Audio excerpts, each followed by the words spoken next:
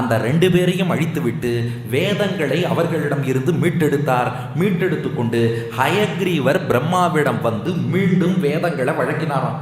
இப்போ பெருமாள் என்ன பண்றார்? ஹயக்ரீவராக குதிரை முகத்தோடு திருவவதாரம் பண்ணார். மது கைட்டவர்களை உருவாக்கினதே பெருமாள் தான். வேதத்தை அவர்கள் அபகரித்து பண்ணும்படுவு சங்கல்பம் பண்ணதும் பெருமாள் தான்.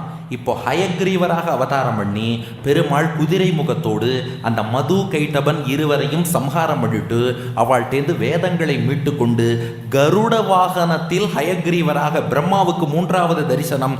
கருட வாகனத்தில் ஹயக்ரீவராக பிரம்மாவுக்கு காட்சி கொடுத்து வேதங்களை திரும்ப கொடுத்தாராம்.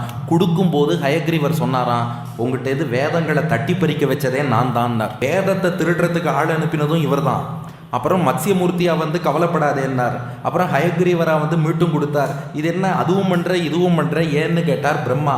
அப்போ பெருமாள் பதில் சொல்றார், வேதாஹி அனுபதிஷ்டாஸ்தே மயா பூர்வம் பிரஜாபதே நஷ்டாஸ்தேன புனர்லப்தாக மத் பிரசாதா சதுர்முகா. பிரம்மா வேதத்தை எப்போதுமே குருமுகமாக ஆச்சாரியன் மூலம் கேட்டுட்டு அப்புறம் தான்ப்பா சொல்லணும். உனக்கு வேதம்னு ஓலைச்சுவடி கையில் இருக்கவும் அதை எடுத்து நீ பாட்டுக்கு வேதம் சொல்கிறேன்னு ஆரம்பிச்சுட்ட.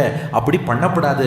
ஆச்சாரியன் மூலமாக கற்காத எந்த வித்தியாக இருந்தாலும் அது நம்மை விட்டு போயிடும். அதை லோக்கத்தில் உள்ள அத்தனை பேருக்கும் உணர்த்தணுங்கிறதுக்காகத்தான் பிரணவசிய உபதிஷ்டத்வாத்து நாத்தியந்தம் நாசமாப்னுவன்னு அனாச்சாரியோபலப்தாகி வித்யேயம் நஷ்யதி துருவம். ஆச்சாரியன் இல்லாமல் கற்ற எல்லா வித்யையும் அழிந்தே போயிடும். பிரம்மா, இந்த வேதம் கூட உனக்கு திரும்ப கிடைச்சிருக்காது. என்ன ஒண்ணு, ஹம்சாவதாரம்னு அன்னப்பறவை வடிவத்தில் நான் ஓம்காரம் பிரணவம் மட்டும் உனக்கு சொல்லி வச்சேன் இல்லையா?